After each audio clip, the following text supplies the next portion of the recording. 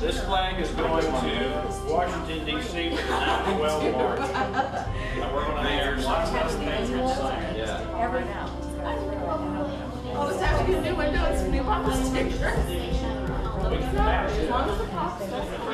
That's right. I was actually. Looked it up, so we can memorize. I had it written down. Something just didn't feel right this weekend. I was in Michigan with my oldest son. We were doing some events there, and I guess it was actually Monday night, our last night there. They got up and they did the prayer, they did the pledge, and then he and I were waiting for the Texas pledge. I just couldn't figure out why they were doing that in Michigan. But at any rate, Dean is exactly right. We've got to move past enlightenment and empowerment to actually engaging. And so we'll talk about that tonight and how important it is to do that. I think that's happening. I think people are realizing the necessity to get involved. We talked a little bit about that the very first night. But I can't thank you enough, Dean, for prodding me along in doing this. We're actually going to do, next weekend, we'll do the full series, which was 4 parts with you guys spread out over 4 months. We're going to do the whole thing in one weekend in Redding, California, for a group there, Friday night and Saturday. The following weekend, we'll do the whole thing in one day in San Angelo, Texas. And then the following week, we'll do it in 2 nights in Tyler. So it's already spreading, Dean. Thank you for it.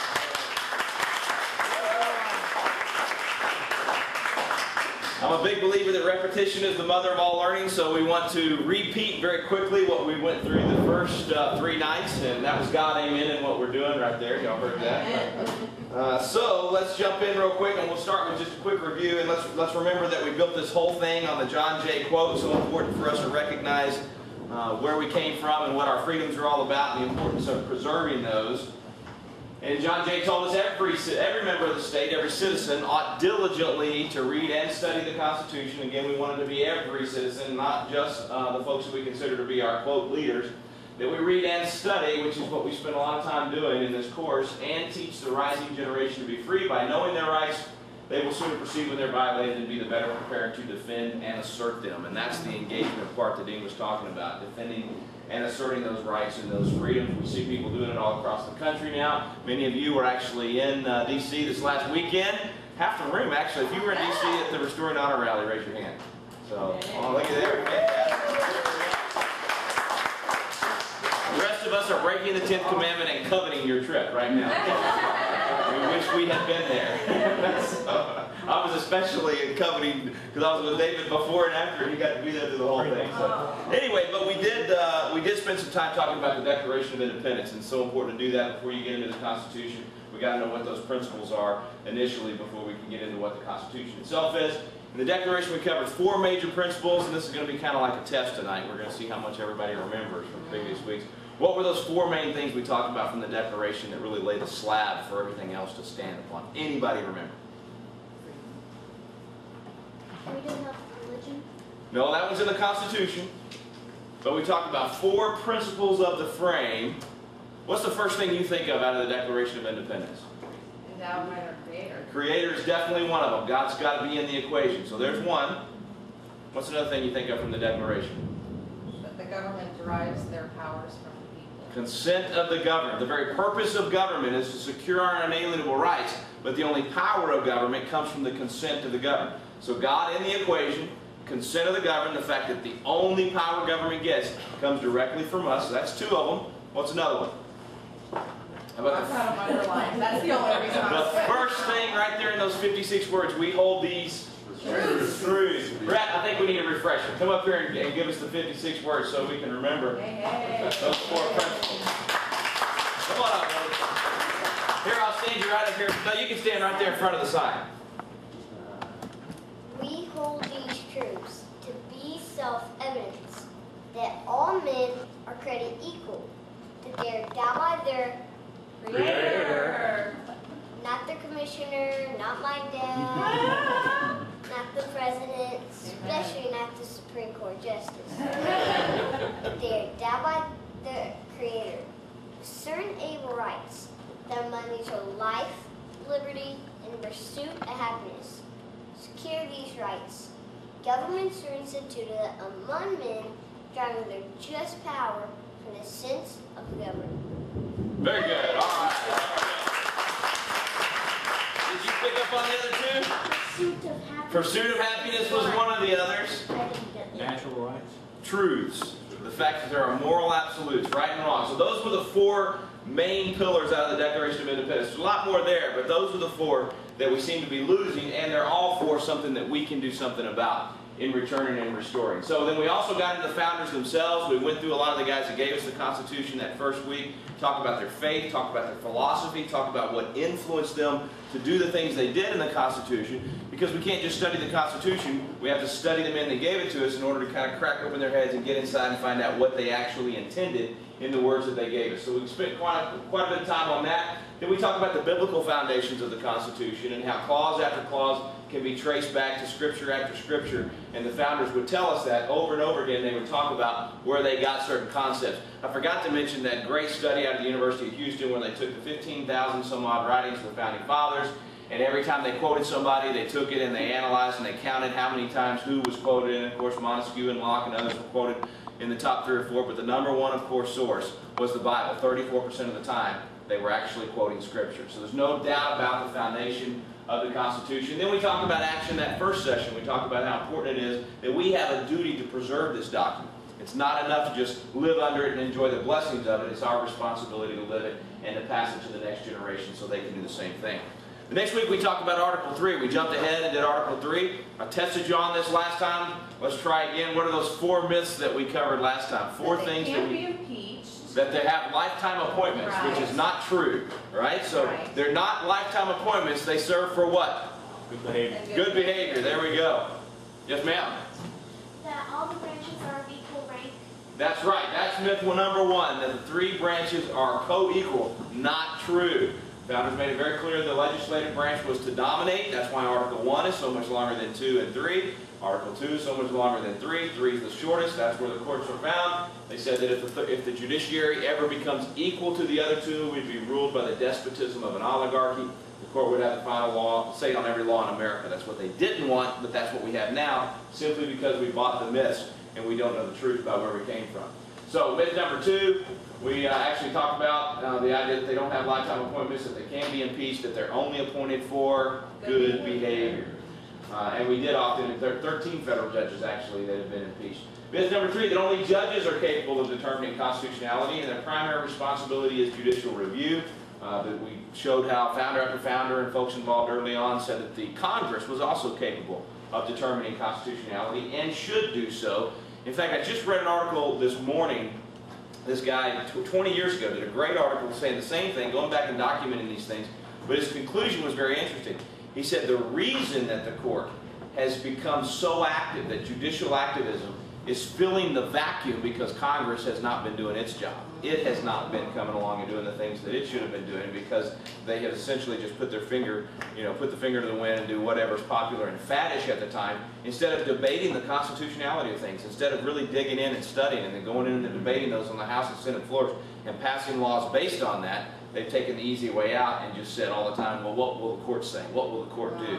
And left everything to the court. So when you step out, somebody else is going to fill the vacuum, and that's what's happened, and the court's taken that much power from the congressional branch. And then the last myth we talked about was the idea that their primary role was to protect the minority from the majority. The fact that our Bill of Rights is not just for the minority, it's for all of us. It applies to every single one of us, and our laws and our way of life and the Constitution itself says that we're going to live under the will of the majority. Majority wins. We should not buy into this idea that the minority can control the majority.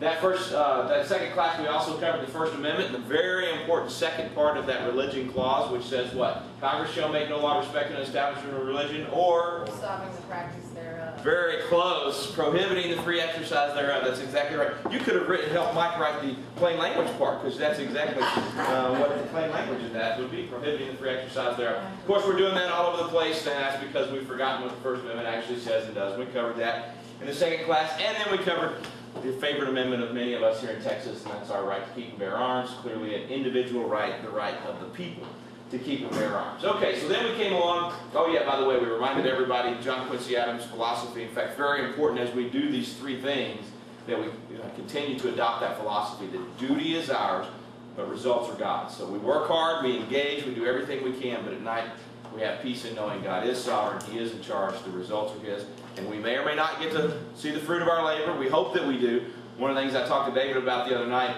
after the Restoring Honor rally was that he was really, really blessed because he was getting to see in that revival in D.C. the fruit of a lot of his labor for 25 years. That he's been talking about these things and planting these seeds for many years.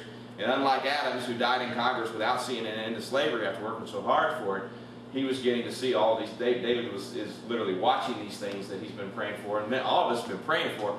But he's just been so intimately involved in trying to make that happen. I just see on his face, he understands the blessing that we have right now, and the fact that we are getting to see this, because we could be, Jeremiah, and for many, many years. How long, Brother Dickie? No results, no converts, nobody's coming around, nobody's listening, right? And we're shouting from the rooftops, but nobody's listening.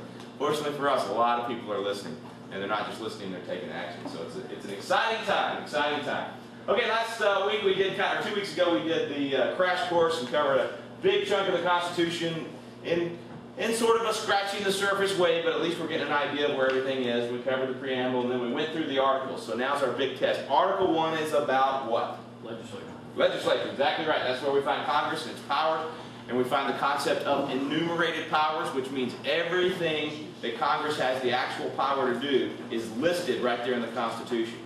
I heard somebody the other day talking about how here it was, the middle of the summer, hot, they probably all wanted to go home. Why would they take the time in Article 1, Section 8 to list all of these specific things that Congress had the power to do?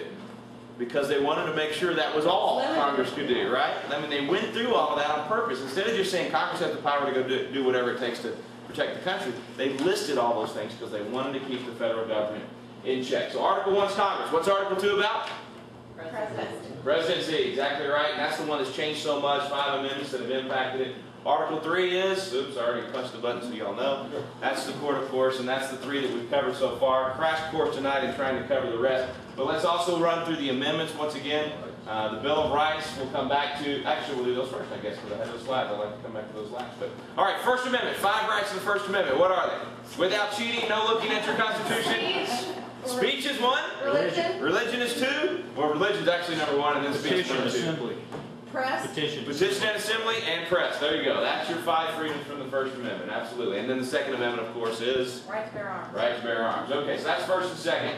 And then we have the third, and that's the no quartering of soldiers. Doesn't mean that you'll never have the quartering of soldiers. It means that in a time of peace, they can't quarter soldiers in your home unless they ask you and you give them permission. In a time of war, they could, by a manner prescribed by law, as the Constitution says. And if you think about it, if we're at a time of war, we're probably going to want to open up our homes and our property and say, yes, come defend us and help us to fight off whoever this enemy has invaded us. But that's what the third is about, and it's like many of the areas of the Constitution, we can trace it directly back to grievances in the Declaration of Independence. Fourth Amendment. Any guesses before I show it this time? I'm trying not to hit the button too fast. My wife says that's where my type A personality comes out. On the elevator, I don't hit the button just once. About 7 times. Are you like that? You're a double clicker, aren't you? Yeah, I'm a double. I'm more like all the time. a quadruple clicker. All right, Fourth Amendment. Unreasonable search and seizure. There you go. You got it. Absolutely. Somebody's been doing their homework. All right, Fourth Amendment, unreasonable search and seizure. Oops, I pulled it up too soon. Fifth Amendment. Lots of good ones in here. Grand jury. Self-incrimination, and that's the one we all recognize, right? When we say, I plead the fifth. Yes. That's one. I heard grand jury. Grand jury. Yeah, grand jury.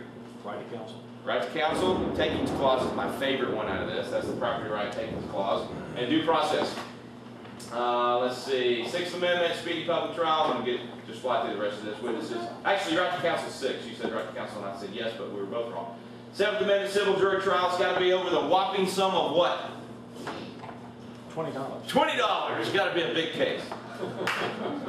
Everything you have the right to jury trial now, unless you're suing the gumball maker for not giving you your gumball machine. Eighth Amendment, excessive fines and bail, criminal and unusual punishment, and then of course ninth, your rights that are not necessarily enumerated, that you have additional rights. They didn't go through and list every single right that you have, and then they don't want anybody to think that those rights have been disparaged or in any way left out just because they're not listed.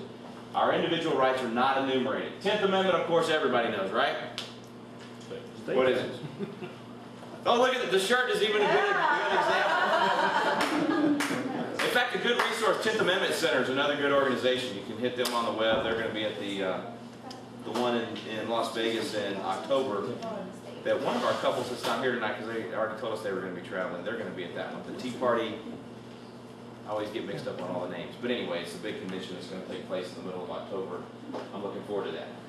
Okay, so 10th Amendment, obviously, that the Congress is enumerated, their powers are enumerated and limited. Everything else is left to who? People or the states. Very good. All right, so we're going to jump back in at Article 4. I didn't cover the other ones. Okay. What's the 12th, 20th, 23rd, 25th have to do with it? It's all one subject. Presidency. Presidency is exactly right. If you read the 12th Amendment, if you read Article 2, you got to go, okay, it's amended by the 12th, you go over to the 12th, okay, it's amended by the 20th and the 22nd, it gets confusing. That's why we all have our handy-dandy Constitution Made Easy. Who brought theirs back this week? Yay, cookie for all of them. You can pick your cookies up at Albertsons. I was going to say, come on. Oh no, it's H-E-B. Albertsons has been gone for a while. Okay, so all of those have to do with the presidency. The 20th is actually the presidency and Congress. It's just about defining the terms and when they're going to happen. What's the 11th? Anybody remember what the 11th is about? Suits against states. There you go. You're using your cheat sheet, aren't you? Very good. Thank you for helping me out. That's the only one really about the judiciary. The only amendment that's come through about the judiciary, it has to do with suits against the states. 17th, 20th, and 27th are all about the Senate. The 17th did what? Change it from states choosing the senators to popular vote. No longer did the states have the representation of the senators. Now it's just for we the people, which we can argue that back and forth. I think it probably took us the wrong direction towards democracy instead of more of a republic. But it's done, and probably not one worth spending our time and energy on, because that one's probably not going to change. 27th then does what? Has to do with money. It has to do with them spending our money, but not spending our money on what we normally think of Congress spending our money on. It has to do with their own compensation. Pelosi's You expensive. got it. Wait for what? Something about the way they get their raises. They can't give themselves a raise right. Exactly right. They cannot, if they pass a raise for Congress, it doesn't go into effect until they have stood for an election. So if they do it now, it won't happen until January. They won't get to use it until January. So, very, very good. Okay, 13th, 14th, and 15th all had to do with what? Give you a hint, they were in the 1860s. Slavery and civil rights, absolutely. And the 15th specifically was with voting rights, and that's what the next 5 or 4 are all about. All the 15th, 19th, 24th, and 26th all had to do with voting. The 15th was no discrimination in voting for race. What was the 19th? Women. So for gender. The 24th had to do with money. No poll tax. You can't discriminate based on wealth. And then the 26th was age. It drops down to 18. And what is the horrible, worst part, worst amendment? What were the American people thinking? The 16th Amendment is income tax. Exactly right. And then the 18th and 21st is alcohol, and then, no alcohol, and then alcohol. I skipped right over that last week, but I actually interviewed, in fact, you might want to listen, Mike Holler's going to be on Wall Voters Live Monday. He's the one that did these books. He's going to be on Wall Voters Live Monday, but it was so good, we said, look, the anniversary of the Constitution is coming up September 17th. A week later is the anniversary of the Bill of Rights, September 25th. So let's take that week that's sandwiched in between, because they're on the weekends, that week in between, and let's do nothing on Wall Voters Live but study the Constitution. So Mike Holler's actually my guest for that whole week, and we do kind of a rapid fire walk through the Constitution. And we were recording them just a few days ago, and we got to these, and I did the same thing I did in the class. I just skipped right over them. I said, that's alcohol, and it doesn't mean anything today. And he said, actually, there's a good lesson here, and I want to tell you what he told me, which I think is very, very good. He said the 18th Amendment was evidence of the fact that Congress and the rest of the country recognized the fact that the federal government did not have the right to ban alcohol, did not have the right to regulate alcohol. And so they needed a constitutional amendment in order to be able to do so. They passed it, and then of course we realized, they decided against that and passed the 21st. But what's my point? The point is, we used to recognize that the federal government was limited in the things that it can do. Now we let it do anything and everything instead of them coming to us and getting a constitutional amendment to be able to do so. I am not for the legalization of drugs, but I would say that is an example of where we didn't recognize that the federal government should first come to the people and say, do we want the federal government to outlaw this? Now the state's fine, but should the federal government be the one enforcing it?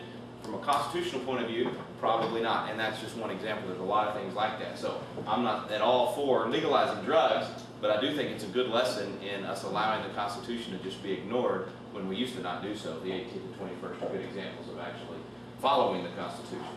Okay, so here's what we're going to do tonight. We're going to cover the rest of the articles that we haven't covered yet, 4th, 5th, 6th, and 7th. Then we're going to talk about what not to do when we're trying to save America, some of the bad ideas out there. And then we'll talk about our actual duty under the Constitution. How do we engage in a constitutional way to preserve this process? So let's start with Article 4. And in your handy-dandy Constitution Made Easy, that will be page 31.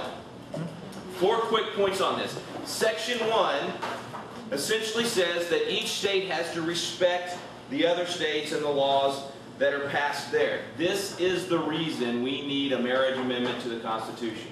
Because of this clause, which is a good thing to have, you want to respect the other laws of the other states, but because of this clause, this is why if someone has a homosexual marriage in one state and then moves to a state that has said no to that, we still end up with all kinds of complications in our legal system, because what do we do with their marriage? How do we handle the different things that come as a result of that? And it's also how this is going to be challenged over and over again, and very potentially, ultimately, you could find gay marriage in every state because of that clause right there. So it's a good reason for an amendment to the Constitution on marriage.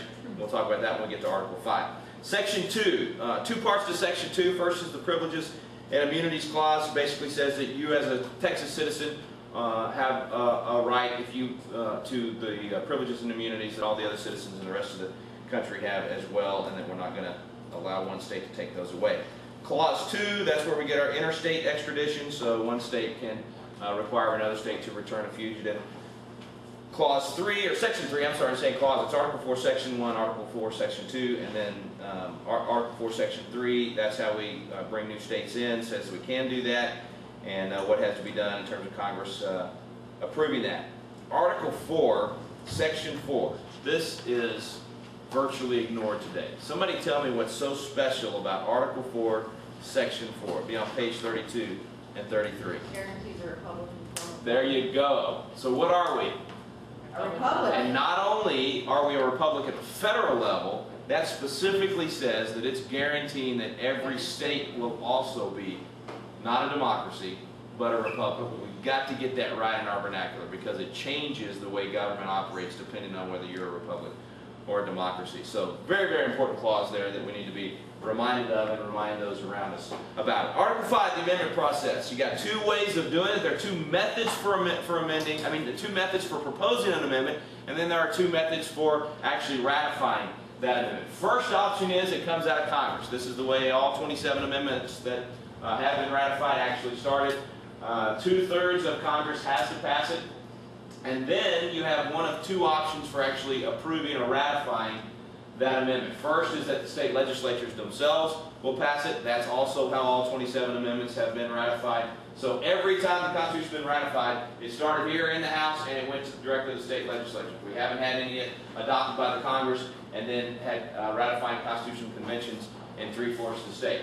The other way that you could do it is with a national constitutional convention, and then you have the same 2 options for actual ratification. Once you have the convention and you send the amendments out, then it would go to either to the states, and 3/4 of them have to ratify, or you have constitutional conventions in those 3/4 of the states. So that's your 2 options. This one's never been used, National Constitutional Convention. There's a lot of debate about that today. We're actually only, well, by some arguments, we're only 2 states from a constitutional convention. There are 32 states that have standing calls for a constitutional convention. 3 of those have actually passed resolutions saying they're recanting, so there's argument over whether or not that actually is effective or not. And then there's 1 that has essentially deleted there. So it's kind of weird. There's 32 that have called for a convention, 4 that have somewhat withdrawn. You get to the magic number of 34 and you've got a convention coming. So if 2 more states did it, you'd have those that are proposing a constitutional convention probably sue and say that the recants don't count. But if you had 6 more do it, then you absolutely would have a constitutional convention. So it is that close, and none of the states that have called for it, you can't say we want to have a constitutional convention and only cover this issue.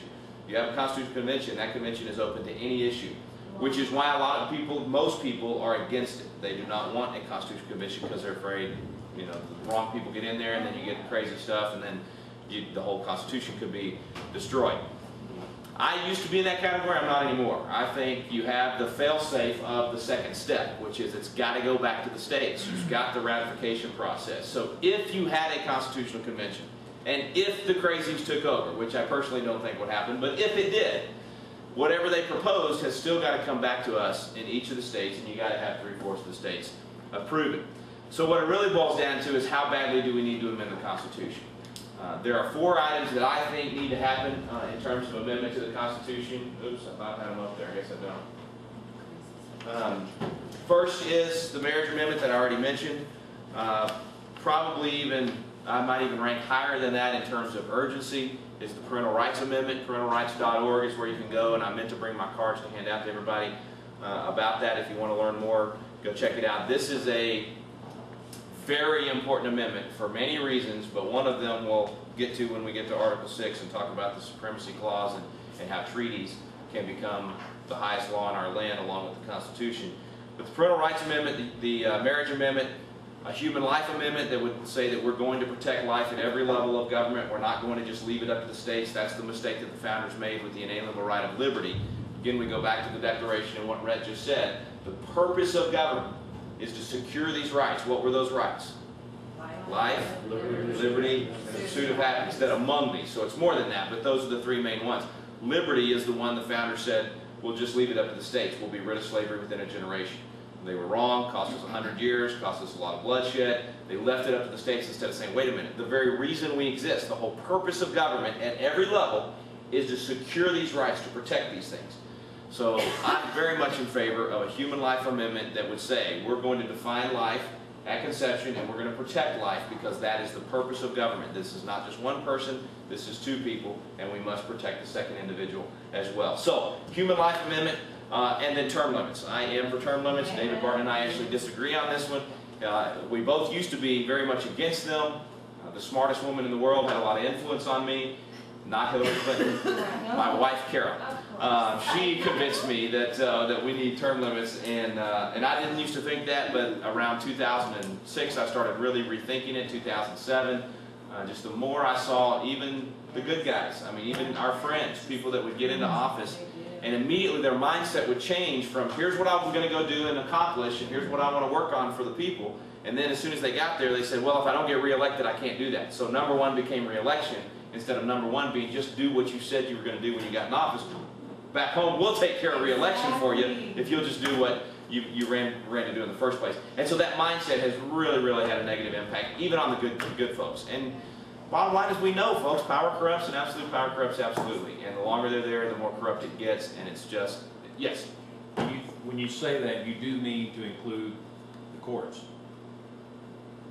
Yes, the amendment that I would write if I was writing it would say that we were going to limit the terms of our federal members of Congress to, and I'm totally open to how long it is. I mean, for ease, let's say 12 years in either branch, or maybe 12 years in each branch. I mean, I'm open to even making it long terms as long as there is a limit. Or maybe it's 6 years, and then they got to step out of term. Some people are for that. If you just have to step in 6 consecutive years, and then if they come home, they lose that power of incumbency in the lobby and all that because somebody else will be in.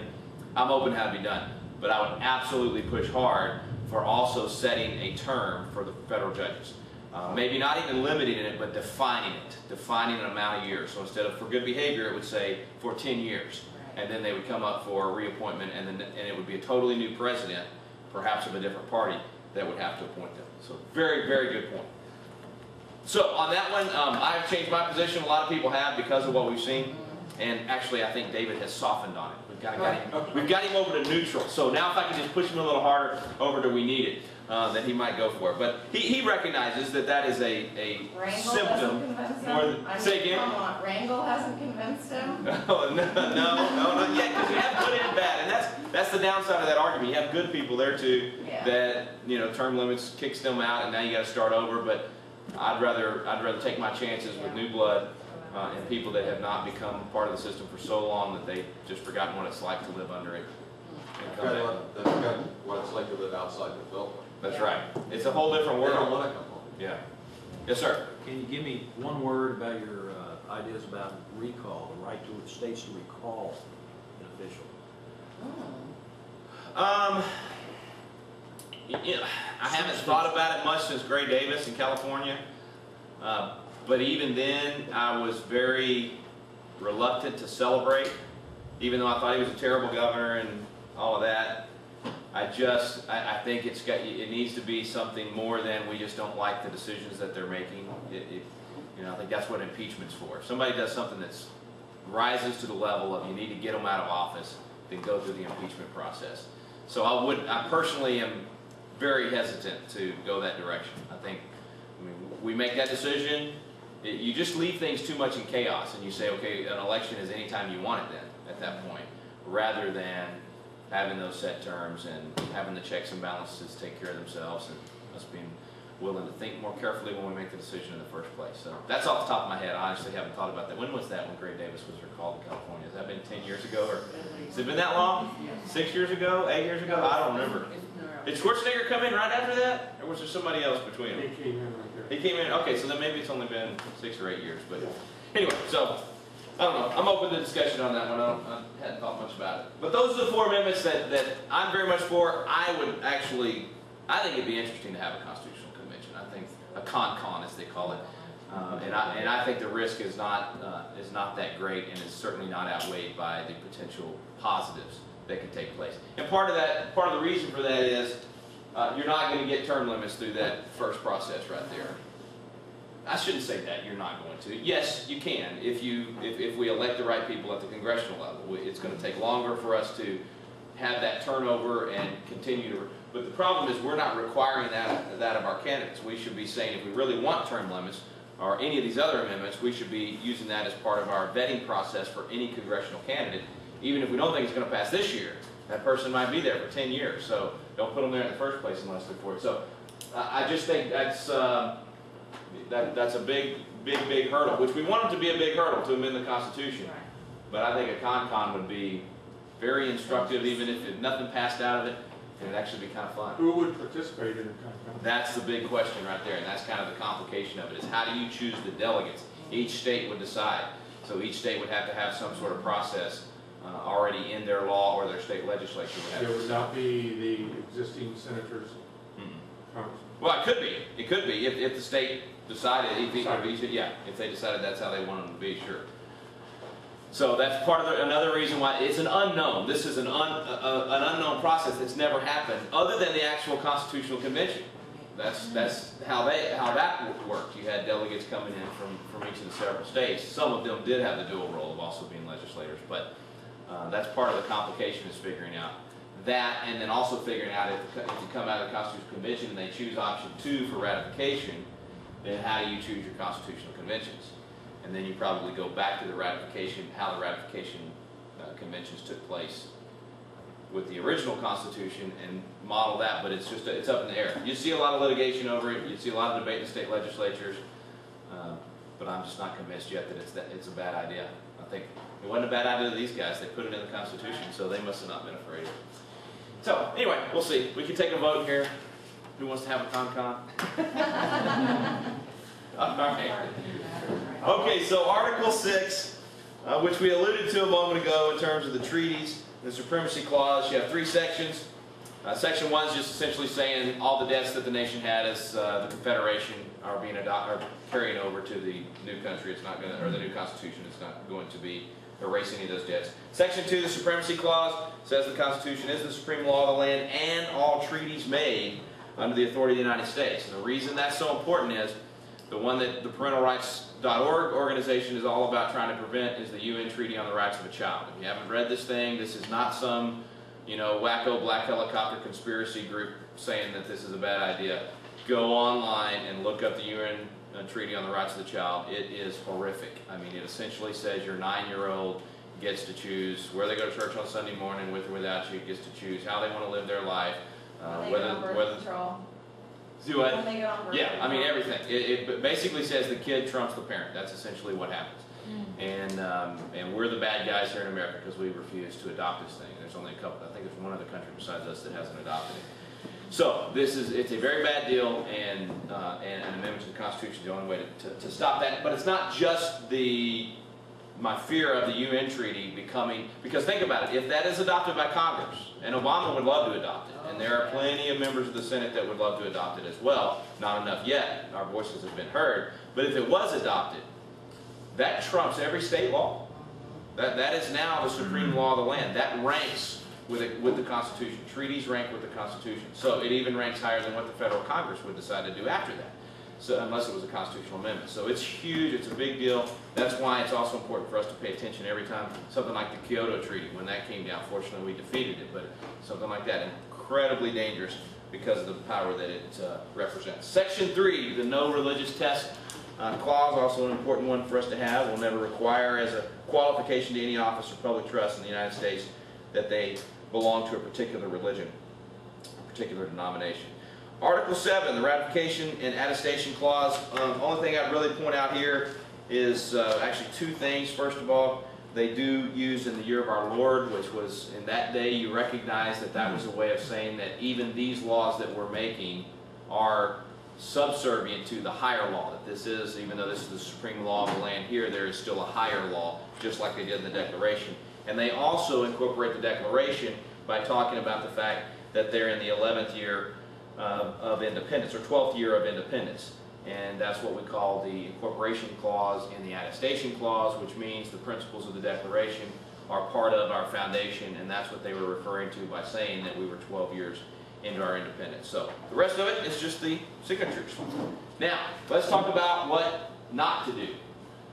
We don't check out. We don't give up. A lot of people tend to do that. I have to admit, I have good friends and family members that say it's just too difficult. We've been voting for years and it hasn't made a difference, blah, blah, blah. They look for a reason why it can't be done. Or even looking at an amendment to the Constitution, they say it's too hard to do, forget it, it'll never happen. First of all, when it comes to amending the Constitution, it's happened 27 times. There's been 33 amendments actually go through Congress. 6 of those have not been ratified by the states, but 27 of them have made it into the Constitution. I think, did I mention last time about Greg Watson, the guy that did the 27th Amendment? I told y'all that story. So, I mean, that one, of course, had been already taken through Congress with the Bill of Rights. There were 12 amendments that went through with the Bill of Rights. And number 1 and number 2 did not get ratified. It was the next 10 that became the actual Bill of Rights. So anyway, it can be done. And all of these things that we tend to think are difficult are very, very possible. This system works, but we've just got to go out there and work it. So we need to be optimistic and positive. Don't be like those people that say give up, or worse, those that say take up arms, that sort of thing. Don't do that. We've got the greatest system in the world.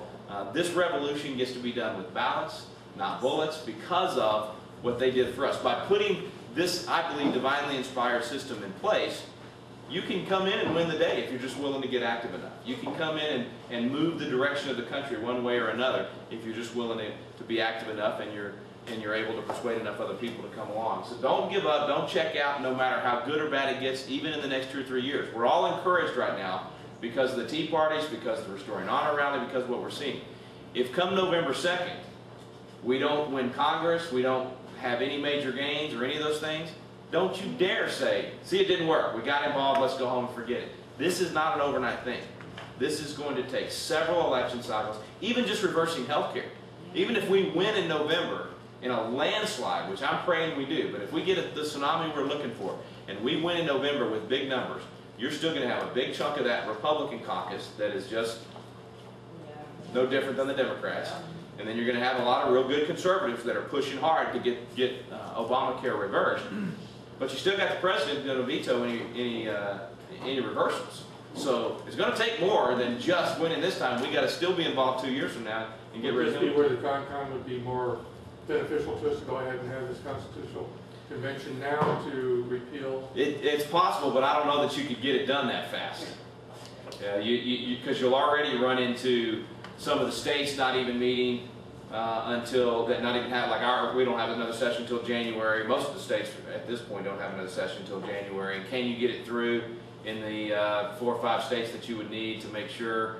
So I don't know. It's possible, but my personal preference would be to focus all the energy on the Constitutional Convention with term limits. I think that's the one issue that would have enough support, and also in contrast to getting it through Congress, people will realize, okay, it's much more likely to get done if we do it through a CONCON than doing it through Congress.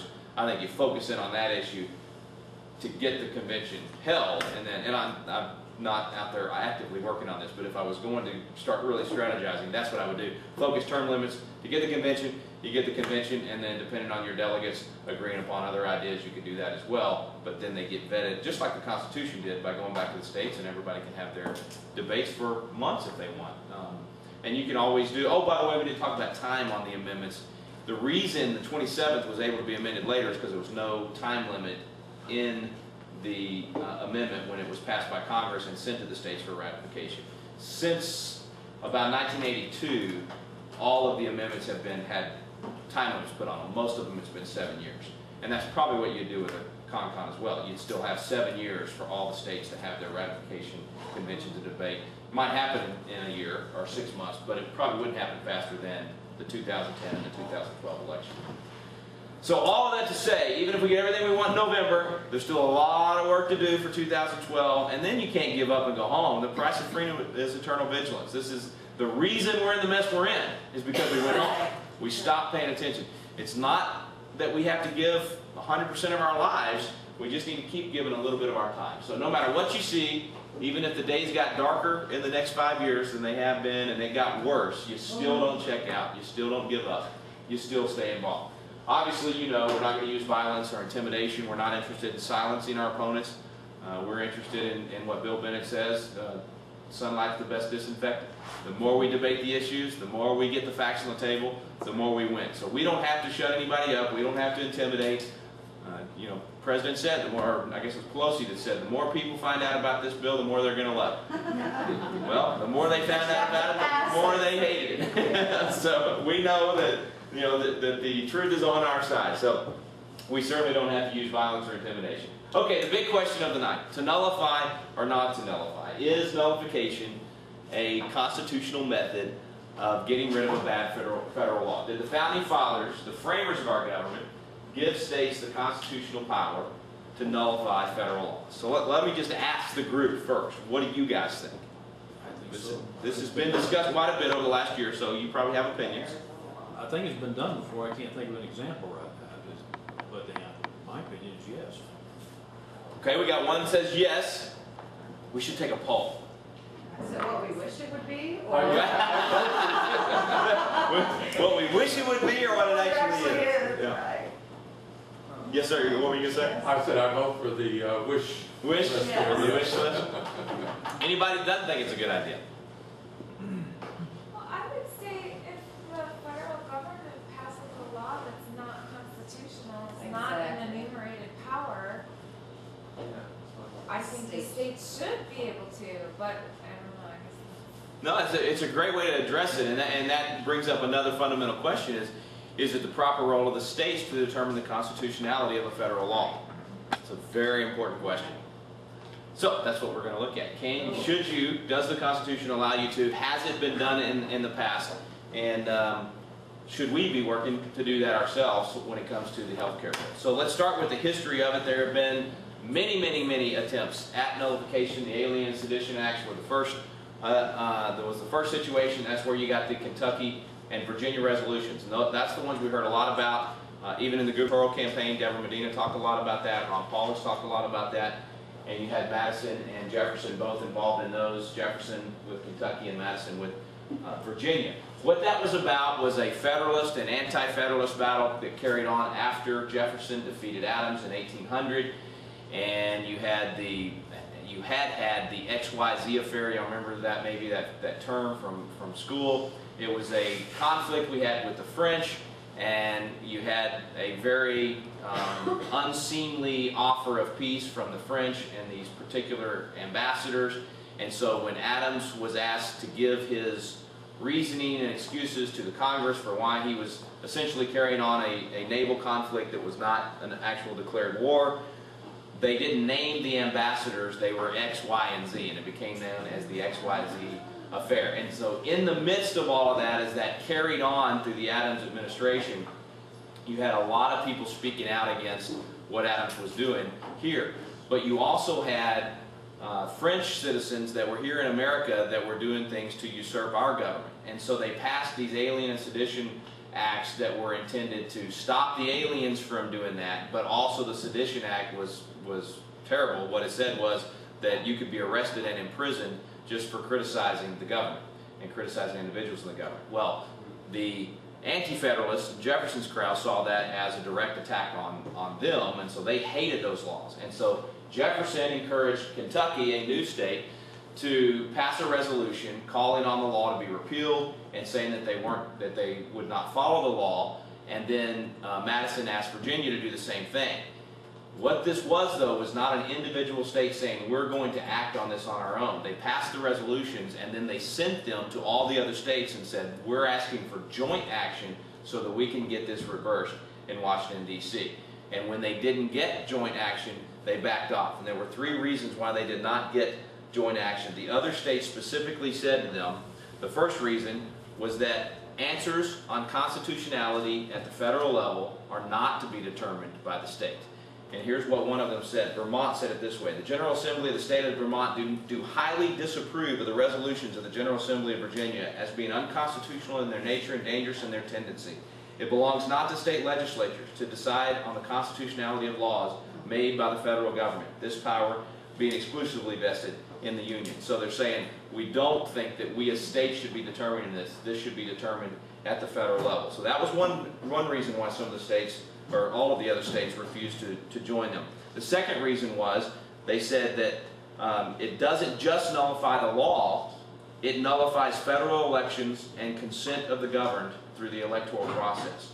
Here's how Massachusetts put it. The legislature of Massachusetts deem it their duty solemnly to declare that while they hold sacred the principle that the consent of the people is the only pure source of just and legitimate power, they cannot admit the right of the state legislatures to denounce the administration of the federal government to which the people themselves, by a solemn compact, the Constitution, have exclusively committed their national concerns. That the people in that solemn compact, which is declared to be the supreme law of the land, have not constituted the state legislatures the judge of the acts or measures of the federal government. And then other states said essentially the same thing. Then the third reason, you heard me say it very quickly as a part of the first reason, a dangerous tendency. That's a phrase that was used by multiple state legislatures. Why did they say that? Why did they say that this nullification idea was a dangerous tendency?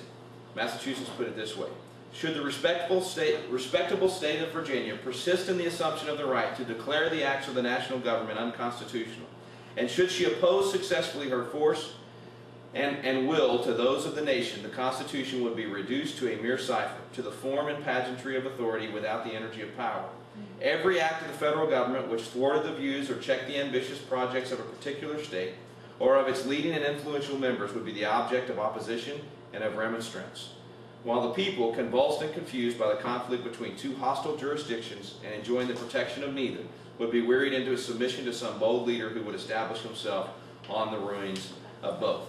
So what they're saying is that if the state decides, if one state can say that this federal law passed by the Republic, passed by our representatives, the representatives of the nation, that if one state can say no, then one state in the minority is overruling the will of the majority, all the states. And so we're actually usurping the authority of the federal government. And they said that was a dangerous precedent to begin. It wasn't the last time it was tried. At that point, it went away because as soon as Jefferson was elected, he repealed all 4 of the Alien and Sedition Acts. And by the way, there were 25 people arrested and 10 in prison under the Sedition Acts, and he released all of them immediately. So that essentially dealt with the issue and it went away. But then in 17, you also had an example when Washington was president. The Pennsylvania and Virginia both tried nullification when it came to the whiskey tax, and there was the revolt.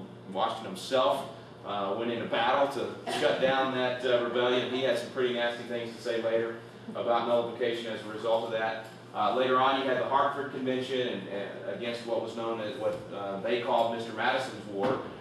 Then you had a situation that Georgia tried to nullify, dealing with Indian tribes and federal law, dealing with that. The biggest one, though, was South Carolina. John Calhoun actually resigned as vice president to become senator of South Carolina, dealing with a lot of things, including slavery and other things, but it was the strongest stance for nullification. And here's how Calhoun put it.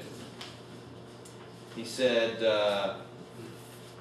He said only one state should be able to veto any federal law. Federal law could become valid only through then after that veto, federal law could only become valid through a constitutional amendment ratified by 3/4 of the other states. So according to Calhoun, the opinion of one state could be overridden only by 3/4 of the other states, and then only through a constitutional amendment. So South Carolina kind of became the poster child for nullification. They tried very hard to make it happen. Madison and others wrote about nullification later. In fact, Madison and Jefferson both would later not just recant their involvement in those resolutions, but talk about how much they regretted it and how much they regretted their names being associated to nullification. Here's Madison in his paper. He did a paper on this. I think I actually have a picture. Let's see. I don't know if I can read that. It's pretty bright. He said, if the doctrine, and this is from his notes, quote, notes on nullification. He said, if the doctrine of nullification may be clearly understood, it must be taken as laid down in the report of a special committee of the House of Representatives of South Carolina in 1828. He said, in that document, it is asserted that a single state has a constitutional right to arrest the execution of the law of the U.S. within its limits, that the arrest is to be presumed right and valid and is to remain in force unless 3/4 of the states in a convention shall otherwise decide. Madison then unequivocally condemned nullification. He noted that a more fatal inlet to anarchy cannot be imagined, and that it was a deadly poison to the Constitution. He especially denounced South Carolina's attempts to invoke his own Virginia resolution and Jefferson's Kentucky resolution as the basis of state nullification efforts. He said, the true question, therefore, is whether there be a constitutional right in a single state to nullify a law of the U.S. We have seen the absurdity of such a claim in its naked and suicidal form. The amount of this modified right of nullification is that a single state may arrest the operation of a law of the United States and institute a process which is to terminate in the ascendancy of a minority over a large majority in a republican system. The characteristic rule of which is that the majority will is the ruling will. And this newfangled theory is attempted to be fathered on Mr. Jefferson, the apostle of republicanism, and whose own words declare that the acquiescence in the decision of the majority is the vital principle of a constitutional republic. John Quincy Adams said some similar things. He said it was a monstrous and horrible object. I might even have him, there we go. A monstrous and horrible object, that it was portentous and fatal to the prospect and welfare of the Union. And on and on and on and on and on. So, yeah. You say Jefferson recanted too? Yes. Yeah, well, first of all, they weren't trying to do what people today want to do with nullification on health care and on other laws as well. They were trying to get all the states to do it. That was their where they fired their first shot, hoping that they could get all the other states to do the same thing. The problem is obvious. I mean, you get it already, and it's the fact that, you think about it, if we can say no to health care, why can't we say no to slavery being outlawed? Why can't we say no to any federal law that they pass? There's no point in having a federal government. So You we need wouldn't a have a federal constitutional government. convention. So what? We need Yeah, we need a constitutional convention. Well, there's actually think about it this way. There are two ways to reverse a bad federal law. There are two constitutional ways to reverse a federal law. Let me take that back. There's three.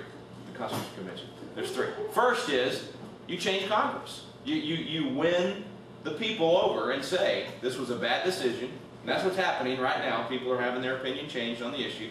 And you win enough people over that it changes the representation in Congress, or you get the Congress itself that's already there to reverse its actions. So you work the process, and you change a federal law at the federal level. So you either do it through Congress, getting Congress changed, or the courts, you get it ruled unconstitutional by the courts, which is not my preferred method, but in this case, it could very well be done.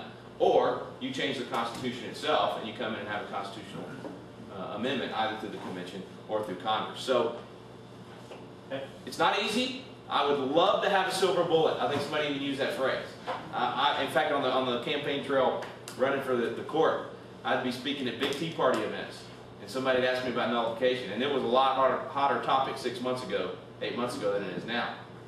And I knew I was about to lose 3/4 of the votes in the room. But I just had to say, look, I would love to have a silver bullet, but Madison said there's no more viable path to anarchy, and I do not believe it's the right way to go, and I wish it was easy, but it's not. Representative government is not easy. It has to be worked. It's got to be done. It takes time. Yeah. 3 questions. Go for it. Have you read Tom Wood's book, Nullification? Mm-mm. okay, I would highly recommend it, and I can't do it justice, but the two main points that I would raise from that book, that I learned from reading that book, is that at the time when Massachusetts and New Hampshire and these states were federalists and weren't in favor of nullification in that particular instance because they were in the other camp, it turns out when a different issue came up years later, they recanted their position and then were in favor of nullification. Yep. And in fact, it was the Georgia situation when Massachusetts said that they shouldn't be doing it, and then Massachusetts was trying to nullify. What was the one I had up? It was, let's see. Tell you what, rather than us spending the whole night on nullification, wallbuilders.com, search for nullification. This article is incredibly thorough, and it's all documented with great endnotes. And it covers the whole issue of nullification. It covers virtually every attempt that was made at nullification and the background behind it. I was depressed too when I found out that it wasn't a good idea. I wanted the silver bullet just like anybody else. So it would be great if it didn't. In fact, I think David says it best. In fact, he closes out the article with it. He says. He says there will always be a losing side on every federal law. Some state will always disagree with every law passed. The losing side will always win. A federal law enforcing prohibitions against illegal immigration would likely be nullified by California, but a law easing immigration restrictions would be nullified by Oklahoma. A federal law increasing gun control restrictions would be nullified by Arizona, but a law easing gun control restrictions would be nullified by Illinois. Mandatory climate change cap and trade nullified by Texas, but one permitting state options nullified by Minnesota. Law protecting marriage as the union of one man and one woman nullified by Massachusetts, but granting full partnership rights to homosexuals nullified by Alabama. Federal law banning abortion will be nullified by New York, but a law expanding abortion nullified by South Dakota. Whenever the minority loses to the majority, the proper response was set forth by Samuel Adams, who, like the others, at times found himself on the losing side of an issue. He says, "As it becomes a citizen, I will acquiesce to the choice of a majority of the people." Nullification places minority power over majority power. The majority may sometimes be wrong, but when that occurs, Washington reminded Americans that changes must be made only by using the way the Constitution designates. Let there be no change by usurpation. For though this in one instance may be the instrument of good, it is the customary weapon by which free governments are destroyed. More simply, don't try to fix the Constitution by breaking it. Fix the Constitution through the means it provides, and nullification is not that means. Nullification is a dangerous, anarchic maldoctrine, cancerous and toxic to the health and vigor of a constitutional republic. okay. Well, my third question, since I'm limited to 3, I won't get into the assumptions that some of those arguments are based on, with which I disagree. But the third question is, doesn't that, just as a basic matter of principle, the federal government is supposed to be our agent, we're supposed to be the principal. If we're going to abdicate our responsibility for determining what power we've given the federal government and said, okay, you can determine for yourself what powers you have. But how does not nullifying laws abdicate our authority? If they can pass a health care bill that says, y'all, people in Texas have to pay $1,000 a year, $10,000 a year for health care, and we look at the Constitution in Texas and we say, as far as we can tell, reading this Constitution, you don't have the power to impose that on us. But I could make that exact same argument against the federal government being able to tell me I can't own slaves.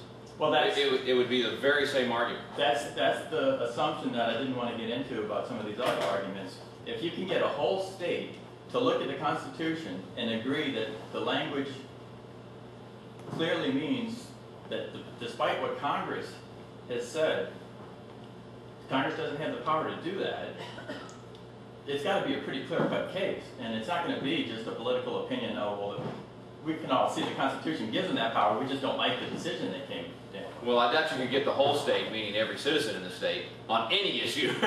But, I mean, just because you get a majority of a state to say they're against a federal law that was passed, or even to say that they think it's that their view is that it's unconstitutional, it begs that very first question that was asked, is it the state's role to decide the constitutionality of a federal law? Or is it federal? That's why we have federal representatives. When you hire somebody to mow your grass, is it up to you to say, well, you're not supposed to chop down my oak tree, I hired you to mow my grass? Yes, but if you're part of a community that hired them to do work, and the community representative said this is the work we want you to do, but you as one person come along and say, I disagree with the representatives that I hired to hire you, I want you to do it this way, then you've got anarchy. No.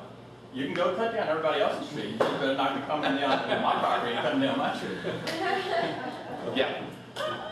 I just had an epiphany here, and I think maybe some people have been down the same road. I think a lot of people confuse the idea of nullification and action by a state legislature with a legitimate course of a state challenging a law in federal court. Absolutely. Which is where these two are getting jumbled. Okay. And muddled. Now you're getting into what we should do, what to do, what can we do. I'm not saying we can't challenge a law, but like you just said, it's challenged in federal court. So that's the place to challenge that law in that way. I'm not saying we can't chip away at that law.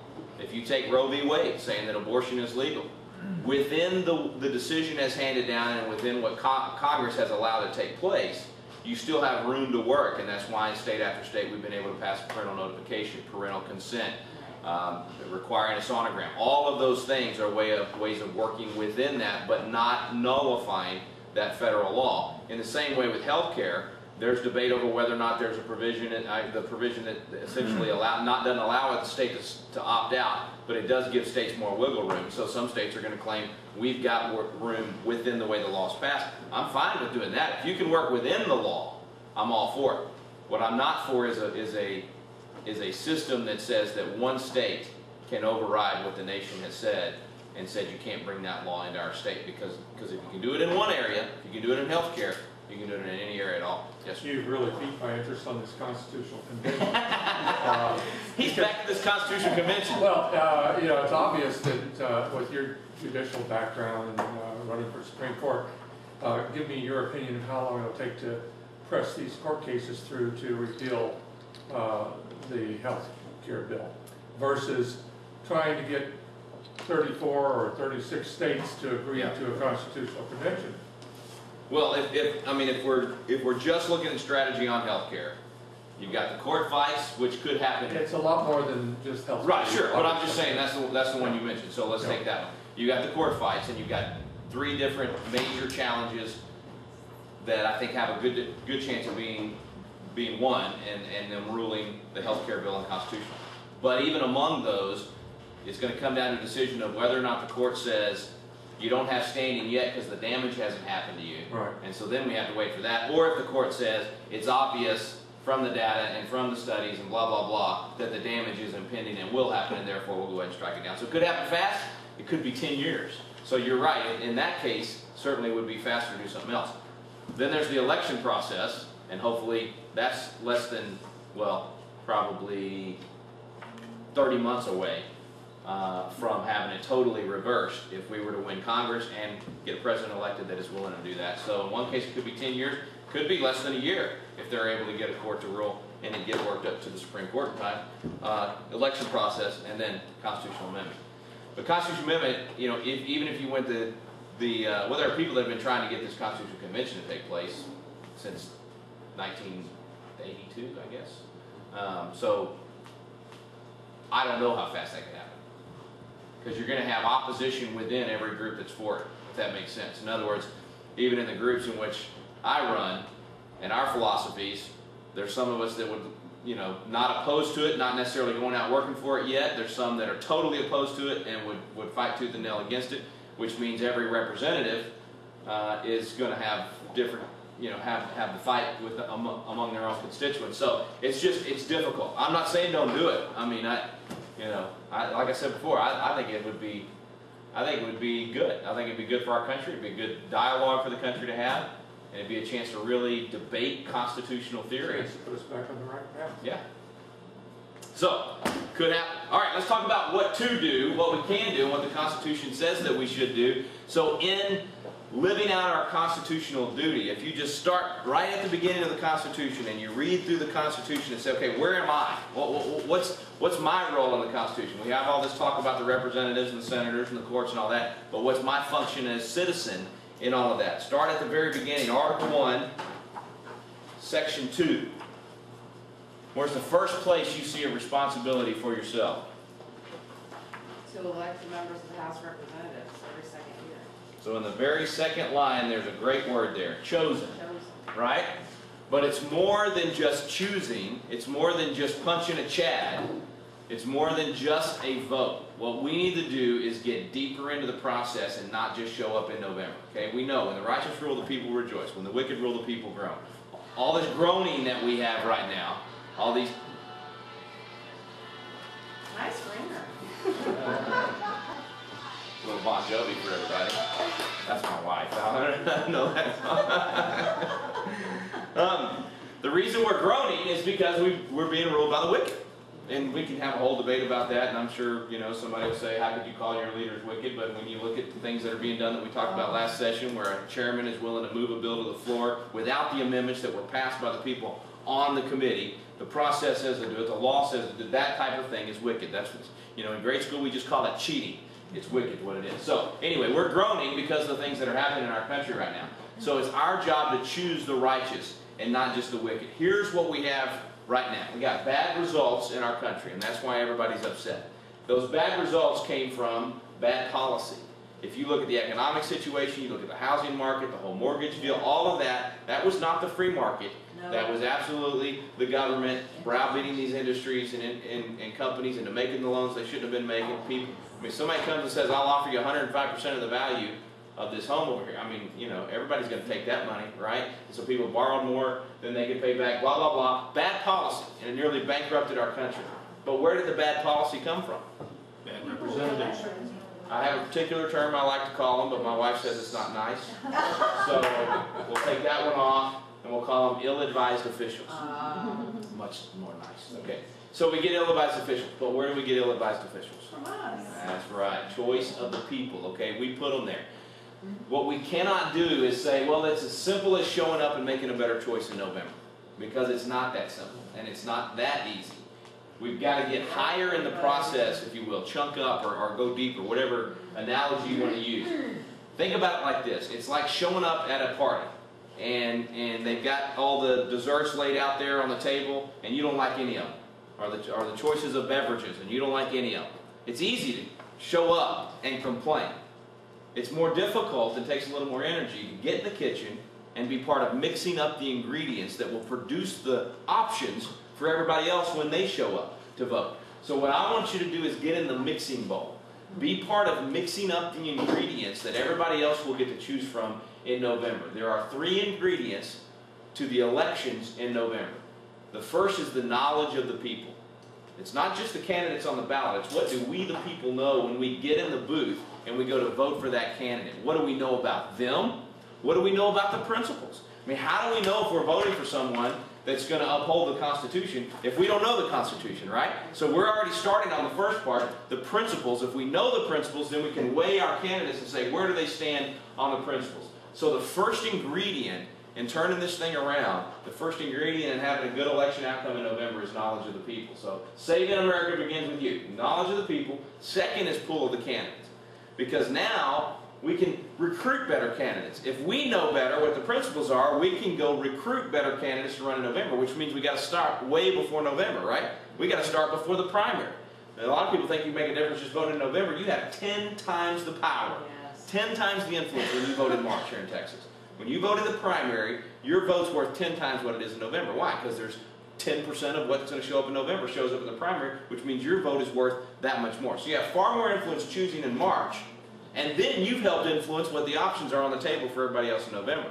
But even before that, a year before the primary, you can be out there helping to recruit candidates, helping to interview candidates, helping to create opportunities for people to come together and talk about, hey, you know, we've got this office of JP open up over here. Who do we know that would be good? And then Mike ends up running. I mean, that's how that kind of thing happens if you start early enough and you start fielding good candidates. You probably have one of the biggest complaints that, like I do, is that I know what I want, but I don't see it in the options that I have out there, right? So we have to be more involved in creating those options and creating a better pool of candidates. That takes time. That will not change overnight. I think this year the people are ready to vote for Liberty candidates, but we don't have enough candidates on the ballot. We've got some. There's some good options. I think we're going to be pleased with a lot of the outcomes this year, but there's a lot of races that we just didn't have the candidates for because we just didn't have them ready. And I love the story out of Judges 9. Where the parable of the trees, and they're all gathered around and they're discussing who their leader's going to be. And see if I can get the trees right, Brother Dickie. You help me out here. The fig tree's one of them. I don't know what the order is, but the fig tree's one of them. And they say, why don't you be our leader? And the fig tree says, I'm... You're supposed to bail me out here, Brother Dickie. You know, the fig trees, they say, we want you to be our leader. And the fig tree says, I'm too busy with my fatness, or sweetness. No, fatness on the fig tree. Anyway, and so the fig tree says, no, I'm too busy. I'm running my business, or I'm taking care of this, or I'm taking care of that. I can't go do it. And so then they say to the vine, will you be our leader? No, I'm too busy. I can't do it. What's the other one? Help. I can't remember what the other one is. Well, anyway, there's a third big one. And then they get to the bramble, the thorn bush. And the thorn bush comes forward and says, I'll be your leader. And they say, well, we're too busy. All right, we'll choose you to be our leader. Yeah. And that's how you end up being led by a bunch of thorn bushes. That's what we have right now. That's why most of our leadership is a bunch of thorn bushes. Because we, the figs and everybody else, the leaders in business, the leaders in education, the leaders of the families, the ones that have been willing to live with integrity and character and implement those things and strive for the right things, we're too busy running our lives. And so we're not willing to go, so the brambles step up and run. That's why in the founding era, if you put yourself forward to run, if you said, me, I'll go run without anybody being the ones to come to you and say, you know, you probably ought to run, or confirming that you're the right one to run, the founder said that nixes you right there because it's about ego. It's not about being a public servant. That's why Patrick Henry, every time he'd get elected governor, he'd say, I'm not doing this anymore. I want to go home. And the people would draft him to run again and draft him and vote for him. And he said, but they said, you don't put yourself forward, but if the people call you, then you go serve. And so anyway, very, very different mindset. But the point is, the pool of candidates is up to us. Now, we're working on a project called the Issachar Project at Wall Builders. I'm hoping we have it in place in time to influence the next election cycle. But it's a training for candidates and for activists. And it's an opportunity to go through basically a year-long training online, so that then you can say to someone that says to you, I want to run for office, or I think I'm supposed to run for office, you can say, hey, go through that training so you can learn about the Constitution, you can learn about how to be effective, how to communicate, all of these things so that we know you're a well-trained candidate before I can even think about supporting you. Things like that are developing, and I throw all that out there just to say, this is long-term, but I believe we're going to get a lot better at this, and we're going to be able to, A, recruit better candidates, B, train them better, and then C, network better so that we let people know who the good candidates are. And it's not just the sound bites, but it's people that have been really vetted, that we know they've got a good foundation. So the pool of candidates has got to improve, and it will if we'll be part of mixing up that ingredient. And then the last thing is just our actions in terms of influencing the process. That's as simple as standing at the polls and holding a sign for a candidate. Because no matter how hard we work, I promise you half the people walking into that polling place don't have a clue who they're going to vote for JP, for instance. They don't have a clue who they're going to vote for state rep or most of our down ballot races. They might know who they're going to vote for governor or for Congress. But then they're going to get in there and say, well, that name sounds good. Well, if you were standing out there with a sign and saying, hey, so-and-so is a great person, and I'm out here sweating for him and working for him, I hope you'll vote for him, that will influence them, even though they don't know anything about the issues. It's somebody else vouching for them, if you will. So those kind of actions, making phone calls, spending the time stuffing envelopes, talking it up with our neighbors, all the things you do normally in a campaign, that's part of that, and just being a part of helping to get the word out there. I would also say money. Be willing to invest in freedom. Be willing to give to candidates. It absolutely takes money to win. And if the founders were willing to give lives, fortunes, and sacred honor, we should be willing to do the same. And I recommend everybody ought to set aside 1 to 3% minimum of their income and reinvest it in freedom. You do it by giving to candidates that you know stand for the things you believe in. You do it by giving to organizations. You do it by going out there, using that to be able to take a weekend or a week off and go campaign. Find ways to invest in good leadership. So if we'll mix up those ingredients, then as a result, people are going to show up at the party in November, and the options on the table are going to be a whole lot better. You're going to have a better choice of the people. That will produce statesmen and patriots. We know the difference. A politician is only thinking about the next election. A patriot is thinking about the next generation. Big difference in terms of the policy that you'll get. We all pretty well agree on what the policy and the results are. We all want more freedom of choice, lower taxes, a smaller government, strong defense, secure borders, future secure for our children. That's easy. The harder part is actually getting into that mixing bowl, being part of mixing that up, and making sure that it influences the next generation. So, Article 1, we find right off the bat, our job is to choose, but it's got to be an informed choice. There's nobody in this room, my guess, if somebody shows up on your doorstep tonight and they say, hand over your social security number, your bank account numbers, your keys to your house, keys to your car. Oh, you have kids in the house. Well, go ahead and hand them over to us. We'll educate them for you, or we'll pick let us just go ahead and tell you what to teach them if you want to teach. Who would show them, off the porch? Who would use their Second Amendment rights to show them off the porch? Okay, you get rid of them quick, right? When you vote and you cast an uninformed vote, you have handed all that stuff over to whoever that person is you voted for. Because they're going to influence your bank account, they're going to influence your retirement, they're going to influence your kids, they're going to influence education, they're going to influence so many areas of your life. They will impact your backyard. So cast an informed vote, and then help your neighbors to cast an informed vote too. I may have told this story before, but part of this action of the citizens, the reason you know Paul Revere's name, more so than any of the other Midnight Riders, there were plenty of Midnight Riders. Sybil Luddington, 16-year-old girl, 40 miles in one night she rode to warn of the British. Wentworth Cheswell, Black Patriot that rode. Many Midnight Riders. The reason you know Paul Revere's name more than anybody else's, more than anyone, Paul Revere knew which doors to knock on. He knew where to go. He knew who the patriots were. He had been in the taverns. He had been in the committees of correspondence. He had been where the discussions were taking place. So he knew who to call on. He knew where Sam Adams and John Hancock were staying that night at the Reverend Jonas Clark's house right there in Lexington, right there looking over the green where the fight would take place the next morning. So he knew where to go. He knew who the patriots were. That's the way we need to be. We need to network in a way that we know who the people are that share our values, and then we turn them out. We don't have to have everybody. We don't even need 50% of the country. A small percentage moves the entire nation. You think that, have you ever thought for a minute that 50% of the country agrees with this president? No. I guarantee you they don't. This guy is so pro-abortion, for instance. Take that issue. 8% of the country, according to all the polls, agree with him. 8% are as radically abortionist as him. That means he's against 92% of us. So it's not that the rest of the country has gone down the leftist path.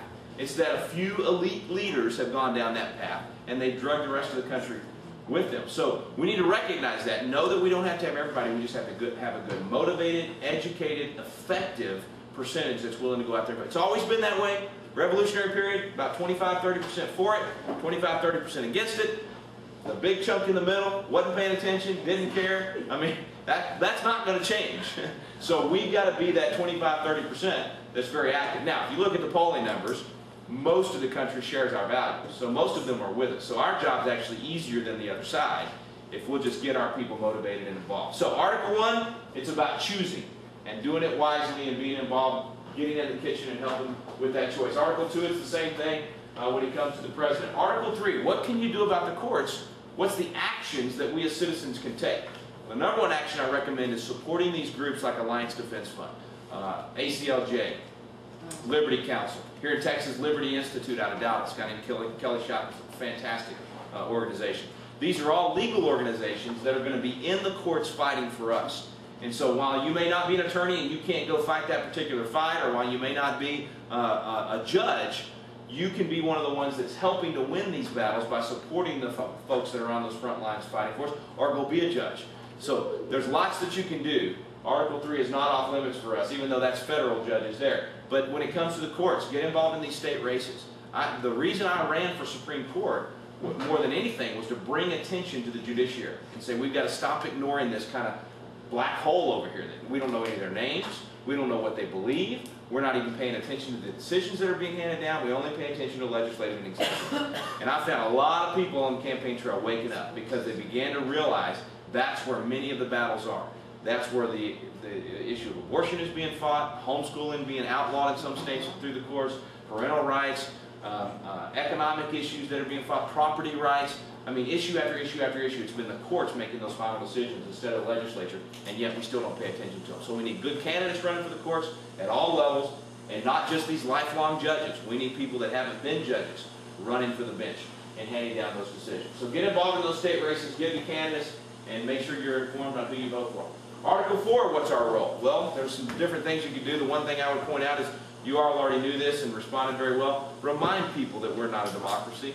Just help to change that one thing and help to get enough people to recognize. I mean, when somebody says we're a democracy, you tell them, no, you need to go to Article 4 of the Constitution, and right there you'll find out we're a republic, and we're guaranteed by the Constitution our Republican form of government, not just at the federal level, but the state level as well. Let's see, Article 5, these amendments. Now you've got your purpose, I can tell. You're going to be passionate about this. Well, jump on it and go. Man, make that the area that you put your energy into. And work on amending the Constitution and find those things that you believe will make the most difference. Article 6, watch these treaties. Don't think that that's just some meaningless stamp of approval from Congress. That becomes the law of our land. So watch out for these treaties, and when they come through and they're being debated, call the members of Congress. Make sure that your voice is being heard in that way. When it comes to the amendments, I like to tell people to live the Bill of Rights. Live it out. It's not enough to protect it. We got to actually live it. You live your free exercise of your religion by simply living out your faith. Go out there and live your faith. Don't be ashamed of it. Don't check it at the door in whatever profession you're in. Live your faith with boldness and exercise that right. Freedom of speech, speak the truth with boldness. Don't be afraid to speak the truth, whether it's over dinner with friends. Don't buy into this, talk about anything but religion or politics. Baloney. That's the two things we need to be talking about right now if we're going to save our country. Freedom of the press. How do you be the press? Anybody got any ideas on how to be the press? Editorial pages. Do what? Editorial pages. Sure. I mean, you can be a part of that newspaper by writing letters to the editor. How else? Start a blog. Start a blog, man. That's the most effective way right now. This may surprise you, but you could very quickly have as many people following your blog as read the local newspaper. Yeah. Especially I live in Dripping Springs, the little newspaper there. Most towns in Texas, small towns in Texas have some little newspaper like that. They got 500 or 600 people maybe that read those papers. But you could have that many following your blog and you influencing their vote and equipping them, all three of these things, with those people through your blog, no doubt about it. You could take your video camera and be the one going to the city council meetings or the school board meetings and then reporting that. You could do like my dad did in Gonzales. They got so tired of the liberal editor there at that paper that, I mean, it was bad. So if you didn't support Obama, you were a racist. I mean, it was just ridiculous. So they just got together, got a bunch of the business people and members of the community, and started their own newspaper. They started the Gonzales Cannon. And they just started wiping out the other guy. I mean, it was just unbelievable. So they finally got the liberal editor fired, and somebody else came in. So now they're trying to decide, do we keep the paper going now that we got a good editor on the other one? Who knows? Whichever way you want to go. But it had the impact, and it influenced the situation. So you can do that in many, many different ways. There's lots of ways for you to be the press. I really encourage people now, when you go on YouTube or you go on other people's blogs, or even if you read the Austin Un-American Statesman online, make comments. Put your comments at the end of those blogs. All of these different areas, the left dominates that. Yes. They take the time to do that. A YouTube video, go rank it and put a comment on it. Debate people online. That is the forum now. And you could be in a situation where you influence 1,000 or 2,000 people on a particular issue. That's a lot of influence, folks. So do that. Take the time. It's right there for all of us. It's another way of influencing what's going on there. Assemble every chance you get, just like we're doing tonight, or the Restoring Honor Rally, or whatever it may be. Petition the government in a way that your voice is heard. That might be not just the letter to the congressman, but that letter to the editor is also a way of petitioning your government. It's the public forum for saying to your government, this is a grievance I have with you, and I'm asking for a redress of that grievance. So we went through all the articles. We went through, I guess that's all I have on my slides. All right, we went through all the articles, and the amendments, you could go through more than just the First Amendment in terms of living the Bill of Rights. Take that same concept to each of those things, and certainly your Second Amendment rights. Get your concealed carry license and be carrying everywhere out there, so that I feel safer the more people that carry guns. As John Lott said in his book, More Guns, Less Crime. Guns are used in America 5 times as often to stop a crime as they are to commit a crime. So the more of you that are carrying out there, the safer that I will feel. Well, I didn't go over by too much, so we can open it up to a few questions, and then we'll try to shut her down before you.